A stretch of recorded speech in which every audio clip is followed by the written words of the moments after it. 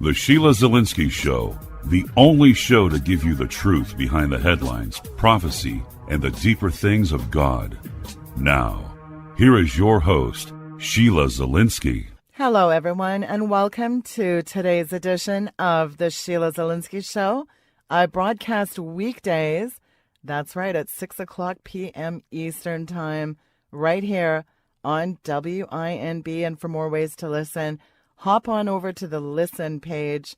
Many ways to listen, including that great customized app. That's at weekendvigilante.com. Do go check that out.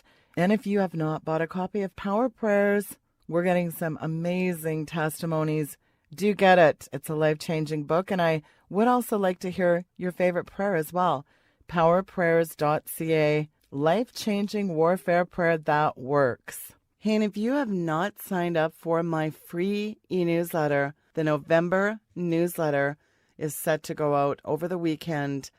Do sign up for that, and for a limited time, you will get a copy of the free ebook I put together. It's a compendium of the one-of-a-kind Steve Quayle phrases over the year, as only Steve can say. You heard him on the show yesterday. He always comes up with some good ones. I'll have to go back and add those into the book and revise it, but it's a really neat little ebook that I put together. I wrote, designed, and put all those one-of-a-kind phrases in that collection. And I'll tell you what, that is a keeper, that ebook. It's free. Just simply sign up to my e-newsletter. It is free, and I give a lot of updates and different things. And I wanted to remind people, lastly, that my web team is working on a really exciting project on powerprayers.ca, where you can click on a map and meet other like-minded Christians in your area, perhaps start a home group, prayer partners.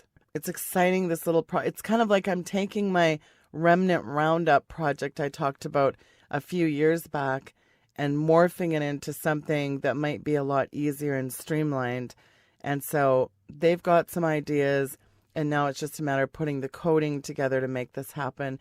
So I'm excited to connect you folks, boots on the ground. That's one of the biggest, I would say 40% of my emails are about people leaving churches and really wanting fellowship, not knowing where to go.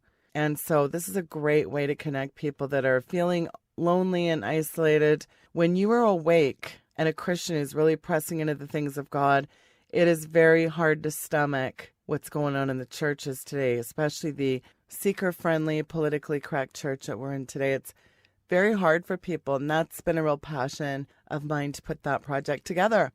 Well, I want to jump right in the program because he's got a few bombshells for us, and it is my good friend, Dave Hodges, the common sense man. Years ago, I nicknamed Dave Hodges the instigator of the airwaves, and I'm going to tell you, he has lived up to that handle. And I think I said to Steve Quayle yesterday on the show, Dave, forget Caligula level craziness. This is wall-to-wall insane asylum. Every day some new sick twist in Hillary's never-ending scandal saga. Mao Zedong in a skirt herself. Actually, I'm going to call her Stalin in a skirt, or should I say pantsuit. Then you've got Loretta Lynchpin, as I call her, James Comatose. Dave. Boy, oh boy, Dave, where do we start here? Oh, we're not going to start anywhere if you make me laugh. Well, that's just it. It's almost laughable. It's like a comedy sideshow if it wasn't so absolutely tragic. I know it is. It is laughable. It's these people are such a comedy of errors. If humanity wasn't at stake, it truly would be funny. Uh, where do you want to start? Well, it's, 4 days to go. I think, Sheila, and I want to be wrong, and please, God, let me be wrong. But I agree with my friend Vance Davis, formerly of the NSA, who says that Hillary Clinton is going to win by a narrow margin in the Electoral College, that George Soros has done enough to swing the election. But predictions aren't etched in stone, and no amount of voter fraud can overcome a huge, overwhelming majority. So there still is the chance that if all of us get out and vote, and we vote the Trump movement, even if you don't like the man, vote for the movement. If you vote the movement, we might be able to offset what George Soros has done. And let me just review that very quickly. We have 7 million potential votes coming in adjacent states from Democrats where people are registered in 2 or more states. We have de Blasio from New York bragging, and it got caught on tape, that they're going to be bussing around illegal aliens to vote, and all they got to do is feed them. They'll go place to place to vote, and they don't have photo ID requirements. Then we have dead people voting in a variety of states, and this is all courtesy of George Arab Spring Soros. And if this were a fair election, Sheila, let me share this with you. I have a dear friend, used to be prominently connected at one point in his military career to ARSOF, Army Special Operations Forces, and I found out something I didn't know. This will surprise you. ARSOF actually does their own political sampling. And I said, well, why in the world would you guys do that? Your job is to protect America and kill people. And he said, well, if we change presidents, we need to be able to anticipate, mission and strategy changes, because we don't want to have huge impacts and hits on our budgets. And so he said, we don't want to go down a path that we know, 6 months later, we're going to have to abandon.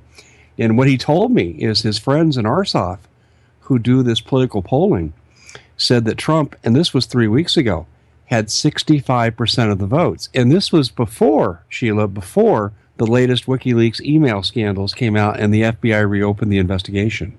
Unbelievable. So, you've got that kind of rigging, the poll rigging, but you've really got a complete sort of countdown to chaos, Dave. We're hearing of a terror attack warning for Monday. How far will Obama go to prevent Trump from winning the presidency? Talk from Blackwater founder and retired Navy SEAL Eric Prince.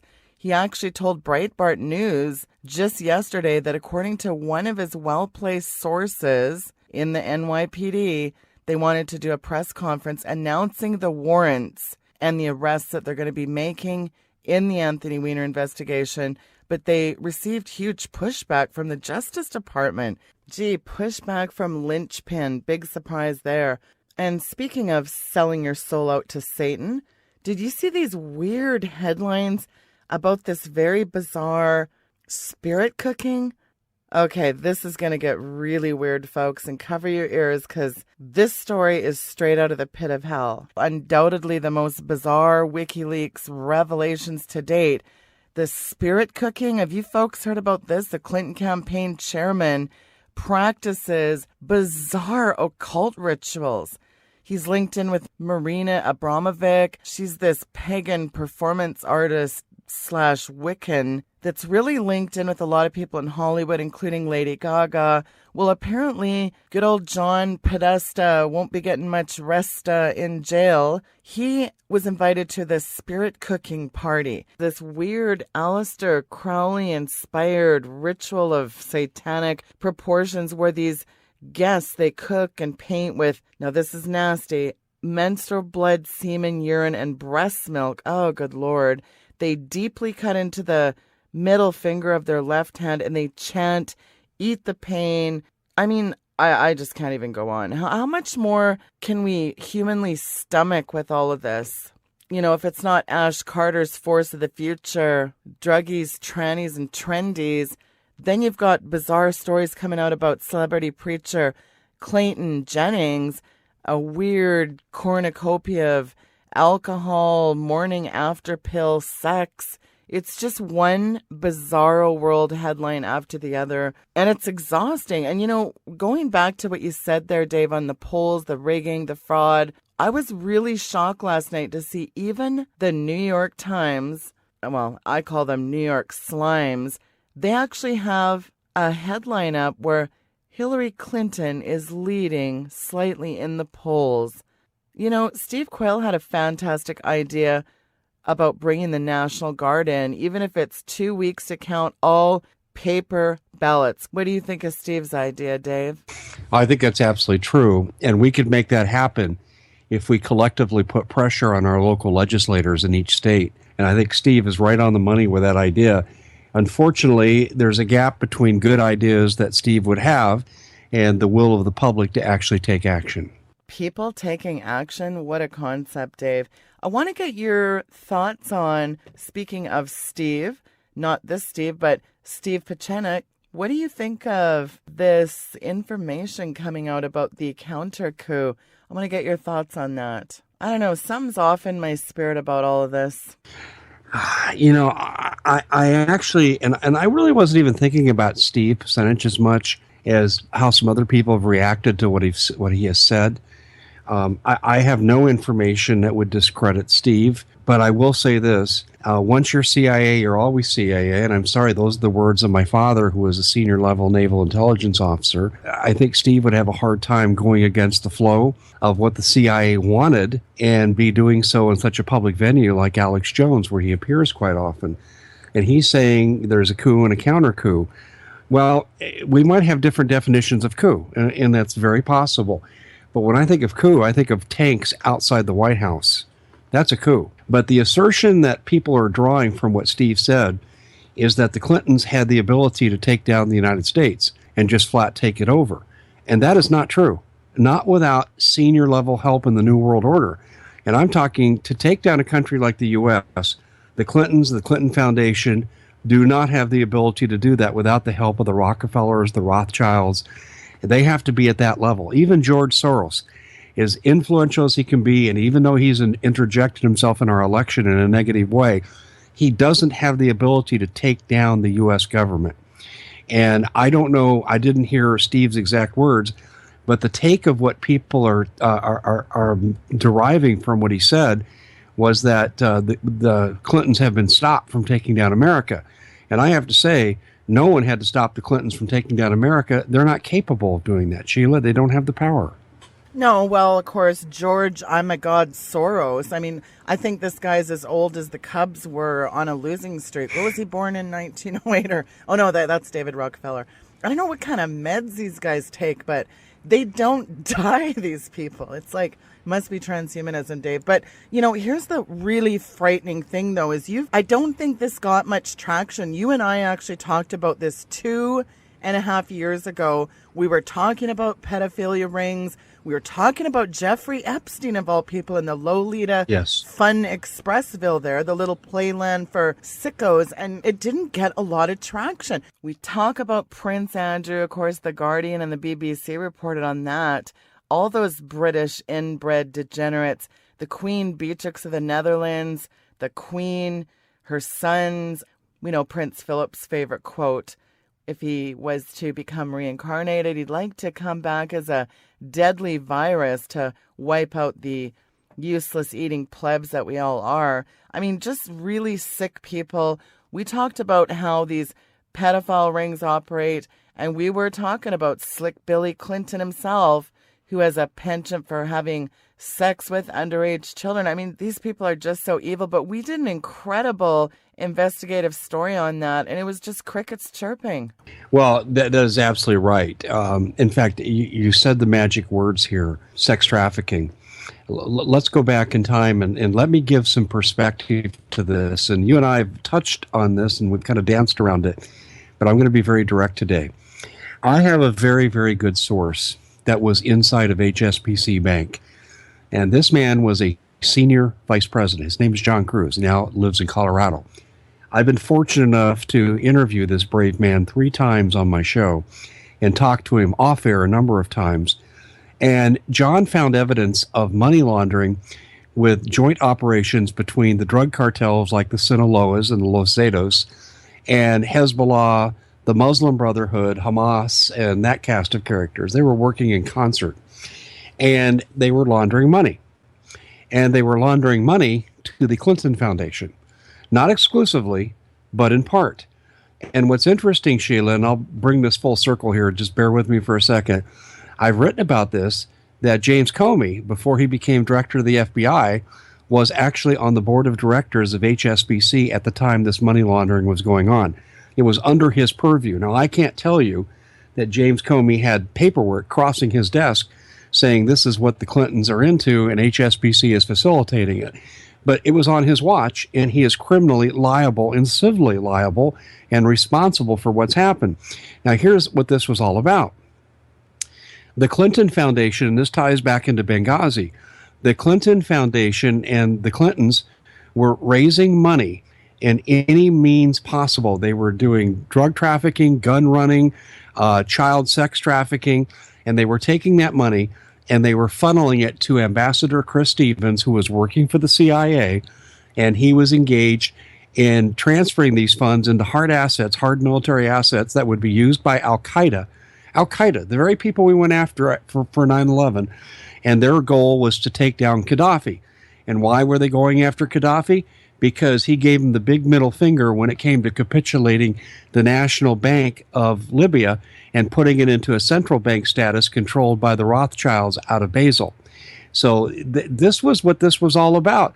And then the word started to leak out that all these notables, and it linked right back to the Obama administration, and all these notables were involved in these 3 illegal kinds of activities with HSBC Bank. And Chris Stevens became a liability. I have emails sent to me from Aaron Klein, and this is when Aaron Klein was on WABC, and now he's the Jerusalem writer for Breitbart.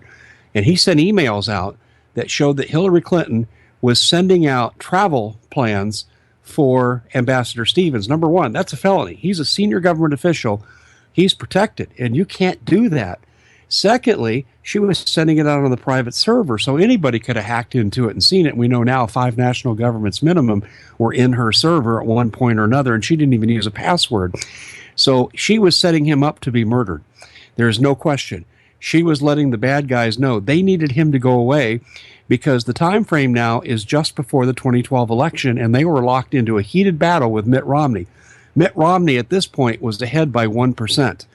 And so they could not have these leaks coming out that a senior member of the Obama administration in the form of Chris Stevens is involved in money laundering with HSBC Bank, ties to the Clinton Foundation, and is engaging Al-Qaeda to carry out national policy without the purview of Congress. I said a mouthful there, Sheila, but that's what this is all about. And now these sex trafficking allegations, I'm looking at an email right now from Tom Lawson, and thanks, Tom, for sending this out. And he's nailed it. He said WikiLeaks here has a child trafficking ring connected to the Clinton Foundation and HSBC Bank. Bingo is exactly what I've been saying. And it's what I published 4 years ago, Sheila. And I had an inside source, my RSOF source again. And I took a leap of faith and trusted him. I got vilified from everybody from Glenn Beck right on down for 4 months. Dave Hodges, lunatic. Dave Hodges making up stuff. He's crazy. And then 4 months later, people were eating crow, didn't want to give me credit, and they were copying what I wrote 4 months earlier. Wow. Well, here's the thing. Not so tinfoil hat looking now, are you, Dave? It's a little bit of a redemption that we actually, the things we've been saying for years are now, it took an Australian hacker to make Dave and Sheila not kooks. How ironic is that, though, really? Yeah, absolutely, Sheila. You're absolutely right on that point.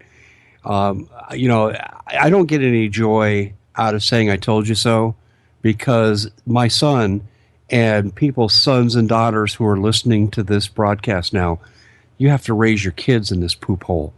So I don't get any pleasure. I'd like to say, ha, ha, ha, see, I told you so. But there's so much at stake right now. We don't have time for people's egos, especially my own. But Sheila, this is what I said over 4 years ago, and it's more true today than it was true then. The only thing I'm getting now today that I didn't have 4 years ago is a little bit fill in the blanks. Yeah. But I essentially had the story. And I'll give you the backdrop too. This goes back to your question about Mr. Percentage and the coup situation. There was a coup attempted in America, with American military, I should say, towards Barack Obama. And I reported this at the same time. I first wrote about this in October of 2012. It's on thecommonsenseshow.com. People can go look it up. And I was given information from an inside source that said that when Ambassador Stevens' calls went out for help, he was totally being ignored by the Obama administration. They actually gathered to watch by their own drones this man and his security team being murdered. And it was a spectator event for them, like watching the World Series. And meanwhile, General Ham, then the commander of AFRICOM, and Admiral Goyette, the commander of Carrier Task Force 3. So you had two of the top 4 military commanders in that entire region of the world, which should be considered to be a war zone. In fact, their positions were so sensitive that when they were replaced, it takes an act of Congress to replace them. That's how sensitive their positions are. Well, they banded together. Goyette had launched the drones and were surveilling what was going on in Benghazi and was giving real-time reports to General Ham, who was told by Panetta to stand down. Right. And he said, to heck with this. I'm not standing down. There's an ambassador in trouble. And they had an ulterior motive that I'll get to in a second. So Ham is getting ready to launch the mission. He's actually engaged in mission preparation himself, although he wasn't going to go. He was involved in briefing, and then he was promptly arrested by his number 2 executive, Colonel Rodriguez, and Colonel Rodriguez was in the CIA. Now, Admiral Goyette was arrested by his exec. I've never learned his name, but that person was, I was told, was also in the CIA, and both these commanders were taken down. The rescue mission was aborted. Now, what these 2 men tried to do, and this is where the coup comes in, these 2 men were going to go out and get Stevens. Now, you got to remember the time frame. This is a time when Obama was firing commanders in the military left and right. Eventually, that number will reach over 300 senior command officers. And the military was at war with Obama. I mean, they wanted him gone, but they didn't feel that they could launch a coup. But here came a coup of opportunity. If they were able to rescue Chris Stevens, and they know about his drug running, gun running, kid running, they could have trotted him out before the international media and said, this is what the Obama administration does. And this would have made WikiLeaks that we're seeing today, look like comic book nonsense. Obama and Clinton and Panetta are just darn lucky that these 2 men did not succeed in this mission, or this administration would have been shown the door and Hillary would already be in prison. Well, this is what I wrote in October of 2012. And I'm going to tell you, Sheila, there's enough of what I've said that has come out. It's given me validation for that claim. Yeah. But what I'm going to tell you, and I'm going to make a prediction now, in the interim period between the election, if Clinton steals the election, and the inauguration, the rest of this is going to come out because the military people who know this are going to leak it. And this is what I've been told. And that the attempted coup at Benghazi will become history. Now, I asked a question after the coup failed, and I was told about this about two and a half weeks after Stevens was killed. And in fact, it was September 25th, the 2-week anniversary after the 9/11 death of Chris Stevens. And I said, why don't you just do a coup? Bring the tanks into the White House, take him out. The man has less than the 30% approval rating. Congress is 9%. Take over the government and clean out the crap. And what I was told was, Dave, no coup, no revolution can succeed without the express support of the people. And 4 years ago, that support was nowhere near what they needed. Now, I'm going to bring this to the present time. In a discussion that I just had yesterday, I brought this same point up. I said, are we still at that point where too little, too late, not enough people to make a difference in what the military will do? And this is the answer I got. Well, not anymore, Dave. We are going to watch this. Hillary Clinton, they're predicting, is going to be able to steal the election. And if they feel, either before inauguration or after, that she is going to weaken the military to such a degree it becomes a slaughter with the Russians, they are going to move on her. And I said, what do you mean by move on her? He said, how about tanks at the White House? Wow. I said, you are kidding me. And they said, no. He said, this is something that they've had private meetings about, and they may even bring in some of the ex-military to run it so they can get one degree of separation. But this is Valkyrie. This is what Hitler faced with a mutiny from his own senior staff in World War II. And he said, this is Valkyrie, Dave. He says, I'm telling you right now, if she starts this crap of no-fly zones and puts her middle finger in the face of Putin saying, I dare you to do anything, he said, we'll take her down. Putin, I want to say this. I'm not a fan of Putin, but I will tell you this. Putin has shown amazing restraint with the antagonistic policies of Obama and John Kerry and when Hillary Clinton was president. Absolutely. And now she trots herself out on the debate stage. Hey, someone tripped on the stairs. It's Russia. Someone's hacking into the election. It's Russia. Excuse me, Mrs. Clinton. What election exactly were the Russians hacking into since we don't vote until November 8th? Well, someone's designed her Mao Zedong fashions that she wore at the debate. Oh, it's Russia. Here's the thing. I should say Idi Amin in a pantsuit, I guess. But well, that's anyway, pretty good. I like that. This is the most frightening thing, Dave, is that, I don't know. I was really researching. I don't know whether the rats are jumping ship, if the elite have just left her out to dry, kind of saying, you know what, it's time to abort ship here. I mean, George Soros certainly not. I think he's hanging on by dear life. But it's hard to get a sense between, will Obama go for conscription? I mean, that frightening Executive Order 13603. I mean, we're talking subjugation by stealth here, Dave. Yeah, boy, you've got so many tributaries that flow from what you just said.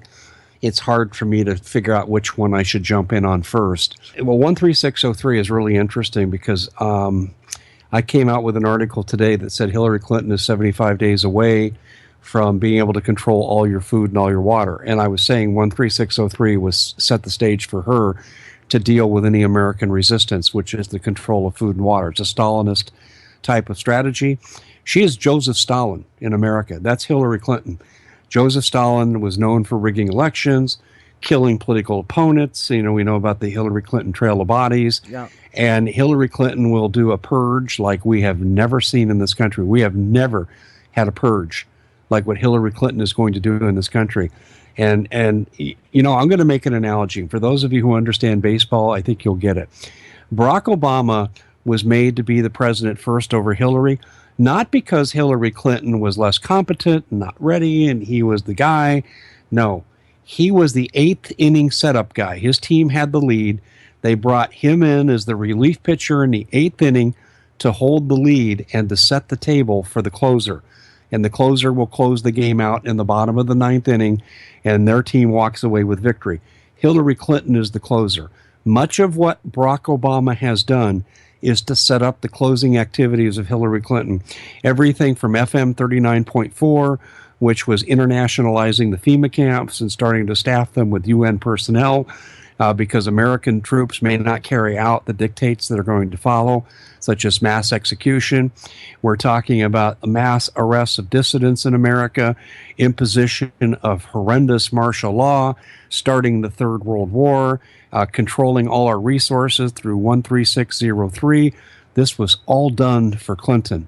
Obama hasn't acted on this stuff. This is Clinton territory. And I'm going to point you, Sheila, to one thing I'm sure you'll remember. Hillary Clinton one day was asked a question about dissidents, and she said, I think everyone needs to lighten up. They need to go to a fun camp. Right. You remember that? Yeah. Remember that? Yeah, I do, yeah. Well, and let's listen to a clip of that, shall we, audience? I have decided we really need camps for adults. Really. None of the, life challenge stuff. More fun. I think we have a huge fun deficit in America, where more people from more backgrounds get along, but there are still differences that we need to get over. We're much less racist, sexist, homophobic, all of those things. But we sure don't want to spend time with anybody who we disagree with politically. We really need camps for adults. I would like to see more of in our country.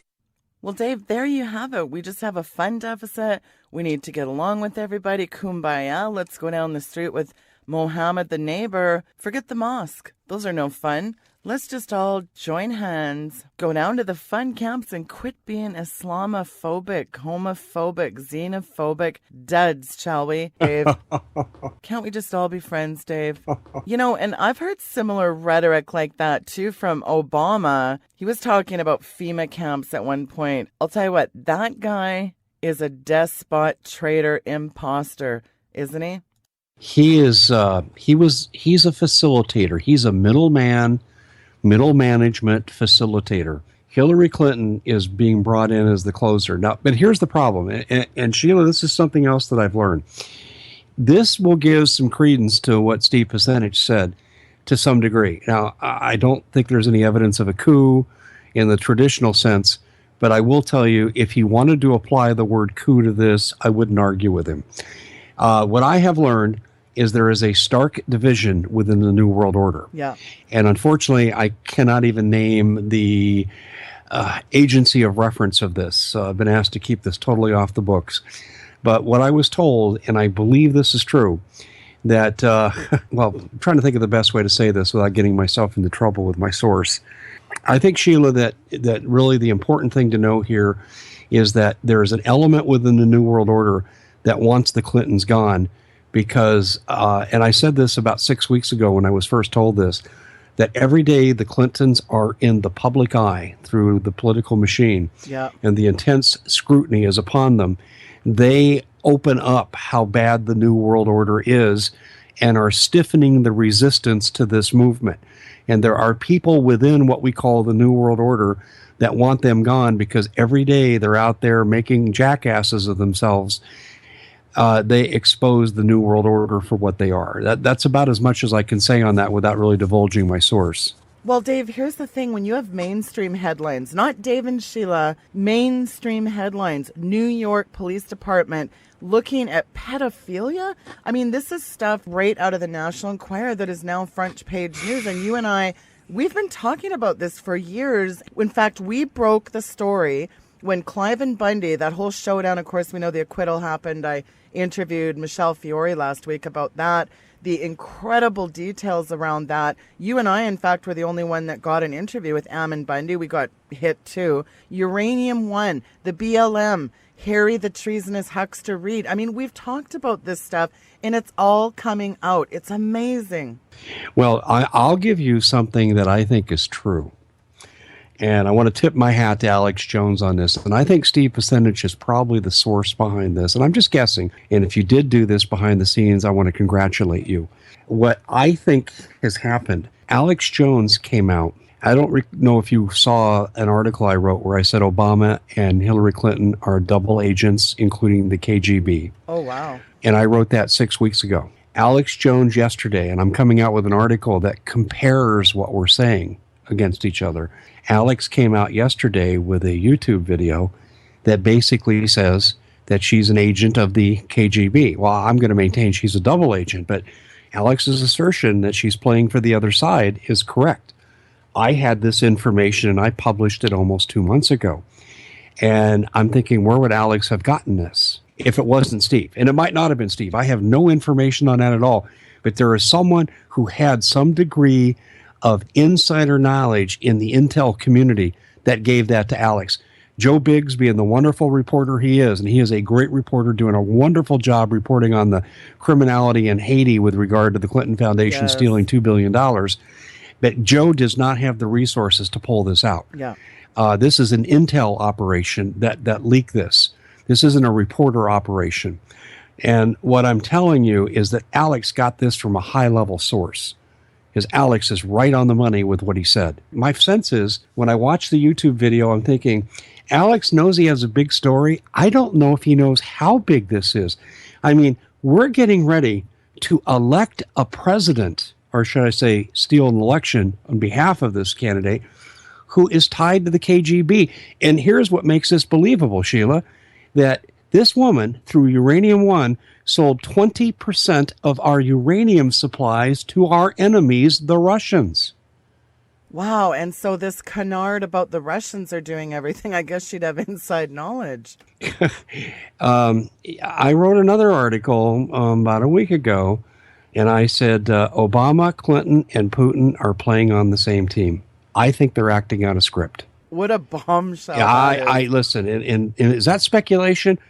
Yeah, but any other leader right now, Putin would have already taken military action against us at some point in the world to say, no, you're going to stop what you're doing. The other thing that I'm looking at here is that, you know, you look at Clinton giving uranium to the Russians paid Bill $500,000 for a speech on energy in Moscow. Putin is tied directly into the Clinton Foundation. And this is why I think they're playing on the same team. I'll say it with Barack Obama. I spent an abnormally high amount of my resources and time 4 years ago writing about who Barack Obama is. And thanks to people like Doug Hagman and Steve Quayle, who gave my work a lot of attention at the time, because not many people were paying attention to who Dave Hodges was. But when I started to write about this, Steve already knew about this. So did Doug. Doug had his source he called Rosebud. Steve has his insider military intel sources that were telling him the same thing that I was writing. And then we all knew, Steve and Doug and myself all knew the late Larry Grathwohl. And this is a story unto itself. Larry Grathwohl was a former FBI special informant. And I knew Larry. What a great, great guy he was. And I always also think he was murdered. I don't think he died of a heart attack. I know his daughter doesn't believe it. But anyway, he was on my show. Larry was on my show a number of times, and he was on Doug's show a number of times. And here's what I learned. Number one, he was tied into the Weatherman Underground as a spy. And he was spying on Bill Ayers and Bernadine Dorn, who were the head of the Weatherman Underground. They weren't a hippie anti-Vietnam protest group in the 60s. They were highly sophisticated people. Their membership, many of their leaders had master's degrees and higher degrees than that from Ivy League schools. You know, Bernadine Dorn and Bill Ayers were both attorneys, well-educated, and they were total communists. And they were linked to Fidel Castro, to the North Vietnam regime, because this is during the Vietnam War. They were linked to communist regimes all around the world. And it's interesting. Let's go forward a little bit. And it's now Barack Obama's turn to run for public office. His first position, State Senate of Illinois. Well, guess who kicked off his campaign? In the living room in Hyde Park, Chicago, of Bill Ayers, this avowed communist who did jail time and his wife did jail time for their subversive activities. They launched the political career of Barack Hussein Obama. Well, in fact, they actually introduced Michelle Obama to Barack Obama. When we look at this, then we started to look at his background. And this is where Larry really started to make hay. And I just want to share this with you, too. This is something that has haunted me. And fortunately, Larry made a YouTube video of this before his death. I said to Larry, I said, what is Ayers hoping to gain by backing Obama? And he said, Dave, I asked Ayers this question before he found out I was an informant. He said, when you win, what will that look like? And Ayers responded, well, we're going to probably have to put 50 million Americans at least in re-education camps in the Southwest. And we'll have to do away with, meaning murder, over half of these people. Wow. And this is the man who launched Obama's political career. And not only that, Sheila, he still visits the White House. And he's still involved in these subversive activities. When the George Soros thugs from MoveOn.org and Black Lives Matter disrupted Trump's attempted Chicago rally during the Republican primary season, I had a picture of Bill Ayers at Ground Zero, and I published it. I went nuts with it. And I'm kind of proud of that because I don't think anyone else caught that at the time, but I just had a random photo, and I said, that's Bill Ayers. Wow. And I got it blown up, and it was Bill Ayers. And I'm thinking, here he is again fermenting more trouble. Now, we know now that when you look at Barack Obama's background, his mother, Ann Dunham, worked for Tim Geithner's father, CIA, who was the head of the Ford Foundation, which was a CIA PSYOPs operation. In other words, Barack Obama is more than likely, and his half-brother Malik Obama, who's the head of finance and gun running for the Muslim Brotherhood, they are probably the products of MK Ultra. That's not a leap at all. I mean, we're talking a half a step away from what I found out. And this is who's the president. Now, there are Russian defectors like Golitsyn and the Scissors Plan, and he talks about in there how we'll infiltrate your politics. Now, these were Russian defectors that came to us during the Cold War, and they have now come out with their own publications, and they're very consistent. that, yeah, we planned to take over your media. We were well on the way. When the Soviet Union collapsed, we had all these plans to install our people to get into key positions. You see, no one really knows who Barack Obama is. Is he Barry Soetoro? Is he somebody else? What country was he born in? I mean, we don't know who the hell this guy was. Who was his high school basketball coach? Who did he go to the prom with? We don't know any of these things because this guy is the perfect political Manchurian candidate. And he was groomed for this moment. And this is what's absolutely incredible is he is a total communist. His father, Frank Marshall Davis, was on the FBI wanted list for 19 years for communist subversive activities. Yeah, he was an avowed commie. Like Bathhouse Barry, folks, he's not born in the USA for one thing, Dave. There was a rumor of a WikiLeaks of a Hawaiian newspaper circulating of good old, I coined this term 4 years ago, Bathhouse Barry. And let me put that to bed. He was born in Kenya. He spent time in Indonesia. He was raised, as you just said, a commie agitator. And, of course, now an avowed Islamist. His brother, you just alluded to that so astutely, gun runner, head of arms procurement, Muslim Brotherhood, just like Huma Abedin, you know? Yes. Wink, wink. Barry was groomed by, as you said, well, a few people. Zbigniew Brzezinski. There's a nightmare. And during his meteoric rise to presidency, what did he do? Well, there's some other communist agitator connections you talked about, too. In his college education, you just said it was financed by some very familiar names. I don't think people know how evil Bill Ayers and Bernardine Dorer are, Dave. And Obama. I do. She was an accessory to murder of 2 security guards in an armed robbery by their organization to gain money, and she did 7 years in prison. Absolutely. And so you got Obama's family, former ex-Goldman Sachs executive, who?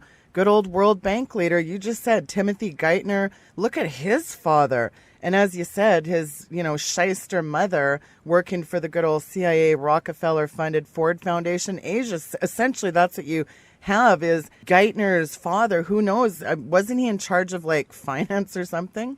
So you've got Obama's mom and his dad, boss, and it's likely that they groomed this huckster.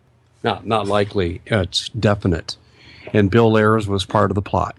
I mean, when you look at who would you want to facilitate Barack Obama's entry into American politics once his Manchurian training period was over, Bill Ayers would have been the perfect choice, an avowed communist. This is who we're dealing with.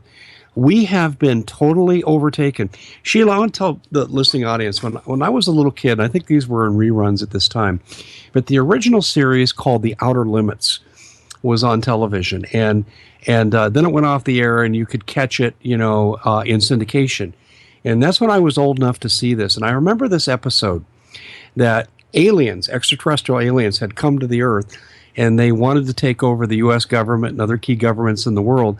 And they took these injections, and they could make their face and their bodies look like a political candidate, and they would do away with the real guy, and they'd substitute it with their substitute alien using these injections to mold their appearance into what they needed. And they totally took over the countries of the world and steered the Earth towards destruction so the aliens could come and take over the planet. Now, I'm not trying to turn this into the science fiction hour, but when I look at what's happened with Barack Obama, an avowed communist, Hillary Clinton, an avowed globalist, and we look at how they've combined forces to destroy this country, this reminds me of that episode. And we have leaders in this country who are there for the express purpose of overthrowing the United States and handing off our resources to the globalists, because when Ronald Reagan said this was not an accident. Ronald Reagan said we are the last bastion of freedom on the planet. He wasn't talking about the Cold War and the Soviet Union. He was talking about the Trilateral Commission and the globalist takeover of this country and the planet. When John Kennedy gave his secret society speech, right, and said that we face an enemy that's very covert, and they don't have armies by day, they have guerrillas by night, and all the things that he said in that speech. Well, John Kennedy and Ronald Reagan were saying exactly the same things. And now we're living their warnings here in America today. Okay, well, you want to hear more Twilight Zone, even to add on a bombshell to this already. is there was talk in the WikiLeaks November 8th, a faked alien invasion. So you want to really get into science fiction hour. And I was talking about this about a year ago with Tom Horn and Steve Quayle about, picture UFO lands on the White House lawn. They're here, Dave. There's a leaked document from Benison Strategy Group out of Washington. 666 is their address, by the way, just side note. It talks about if Clinton was to lose to Trump, what would be the one thing that might detract people from going to the voting polls? The top pick, there was out of riots, epidemics, and natural disasters, the top pick was alien invasion. Springboard into Project Bluebeam. Well, guess what, Dave? There's a fire sign. I don't know if you've researched it, which is basically Project Bluebeam on steroids, creating this kind of a road to Damascus experience where you can create an experience via use of manipulating people's consciousness, kind of like a large scale cerebral cortex mind bending thing, kind of the way Paul, who was Saul originally, changed his mind in the way to Damascus Road. So they want to project this across the United States, traumatizing the masses. We've known about, of course, Project Bluebeam, Dave, but I mean, this is stunning that this is right in the WikiLeaks. Podesta over and over has a lot. And, we're talking Hillary Clinton, UFOs, and ETs. Talk about science fiction hour, Dave. Oh, no, you're so right. I don't know if you're aware of this or not. Let me go back in time. When my father, who was retired 6 months early from the military, not because he got in trouble, but because they had another purpose for him. They gave him full benefits with retiring 6 months early. And they sent him to Martin Marietta in the mountains outside Littleton, Colorado, what's called Coal Creek Canyon. And this is where, basically I spent my childhood and young adulthood growing up. And my dad's job was to work with captured Nazi scientists. Now, a lot of people say Operation Paperclip. I got to tell you, my dad never used that term. And for those who are not familiar with the story, I wasn't able to tell it until my mom passed in 2011 because she was getting his Navy's pension. And she would have lost that because that meant that my dad was violating his national security oath by telling his, bastard son everything that he wasn't supposed to tell me. And I held this in close confidence. I only shared this story with two people.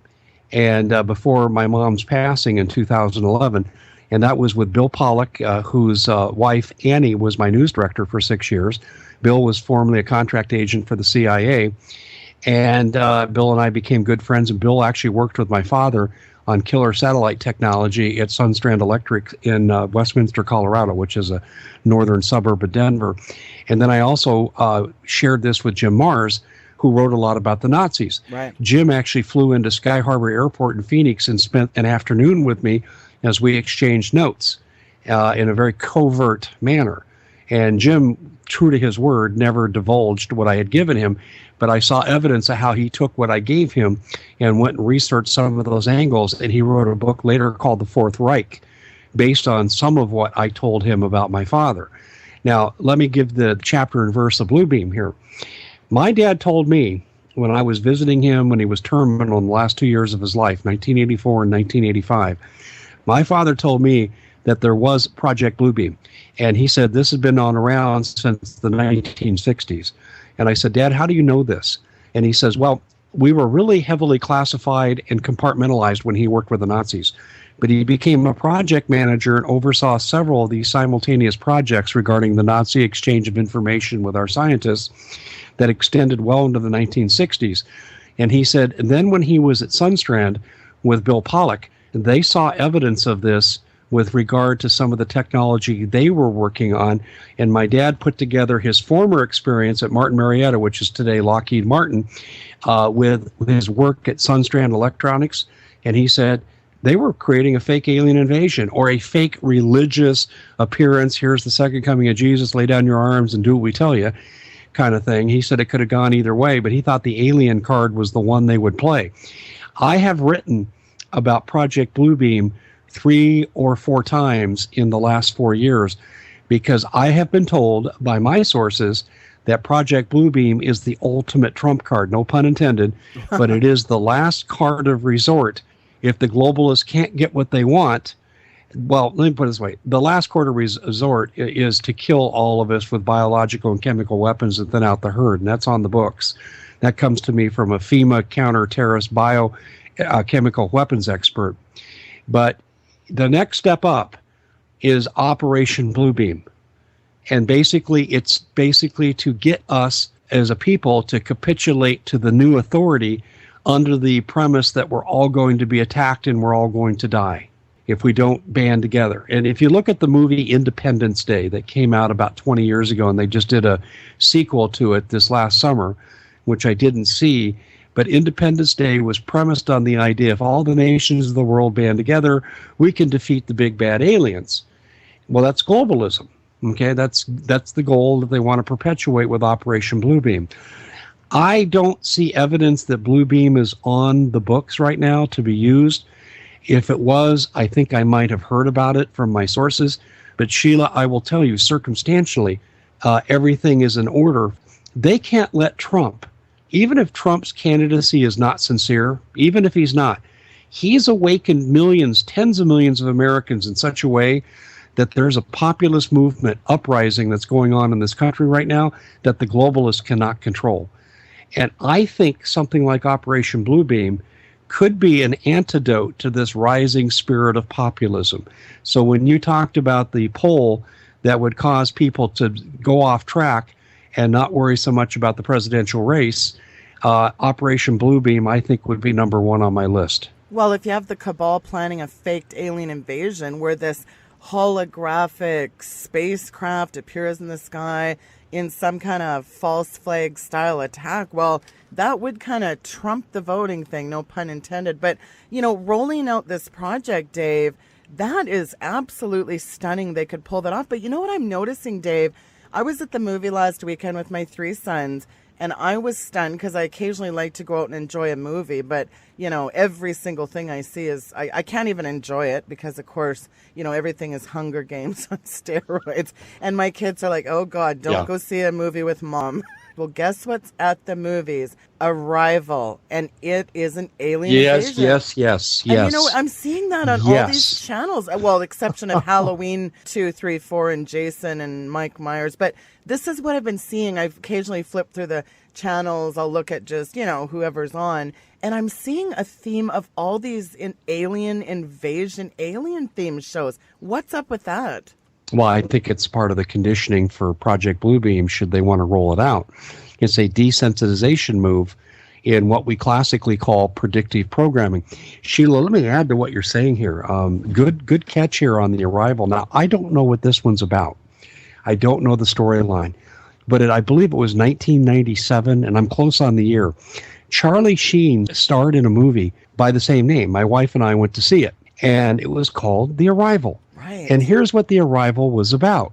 It was about aliens that came here, and they had some secret base that was underground, I believe in Central or South America, and they would convert alien life form into human life form, and they had penetrated key government positions like the Outer Limits story I talked about earlier, and they were heavily into NASA.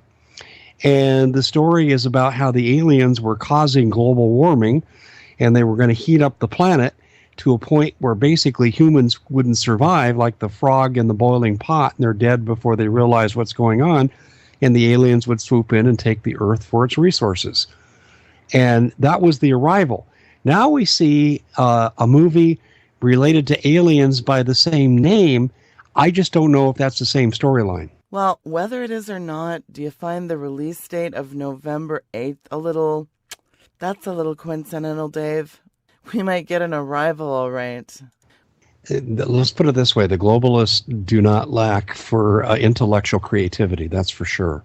Predictive programming through the movies is really, it's a very real thing. And I first heard about that, and I go, oh, they would never transmit what they're doing through the media. And I used to believe that until I saw the Hunger Games. Yeah. There is an orchestrated effort, and have been for some time, to promote a certain agenda related to Agenda 21. And this all ties in, because whether you conquer nation states and reduce them to a neo-feudalistic globalized system, either you do it by military action, World War III, or a fake alien invasion, it doesn't really matter. The result is the same. But let me just share with you a couple of movies here, and then I'm going to really close with a big bombshell. In 1975, and I just did a podcast on this, James Caan starred a movie called Rollerball, and it was about a world that was controlled by 6 corporations, and individuality was outlawed, and the favorite sport was rollerball, and it took on kind of the fanaticism of the NFL. And Jonathan E., played by James Caan, was this superstar. He was the Michael Jordan of all sport, and he was internationally loved and respected. And the globalists tried to get him to quit because he was becoming a role model for what an individual can become with hard work, and they didn't want that. They wanted people to be clones and kind of like little Stepford wives. The world controlled by 6 corporations, everything manipulated behind the scenes. 1975. The year is stunning because we're living this philosophy now from the globalists. Now let's cycle forward. This is where it gets really interesting, Sheila. My son, when he was in about the 5th grade, read the trilogy for the Hunger Games. And he also read a book called Among the Hidden by Margaret Turner Haydock. Right. And I thought, well, how interesting. And so I'm this kind of up-and-coming broadcaster trying to make my name and attract more interesting people to my show. So I attempted to reach out to Suzanne Collins, the author of the Hunger Games trilogy, and couldn't even get a response. No, thank you, too busy. No response, nothing.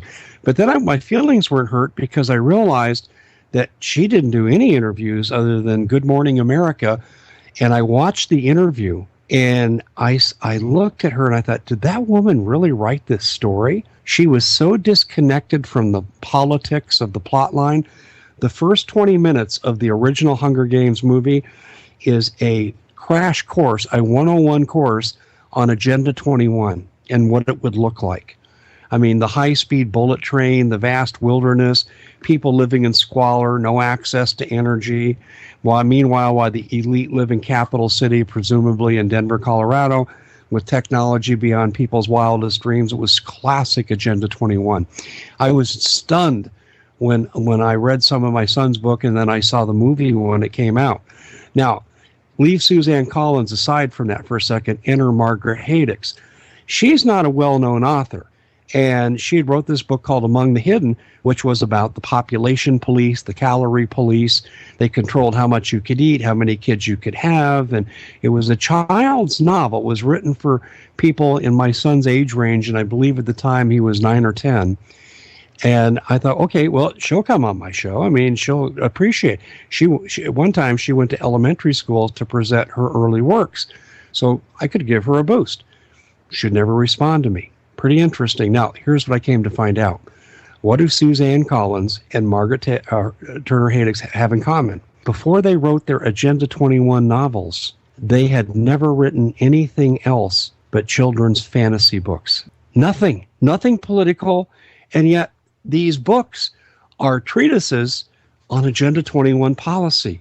So when people say to you that there's no such thing as predictive programming, I say, au contraire, mon frère, we've got 2 shining examples of this.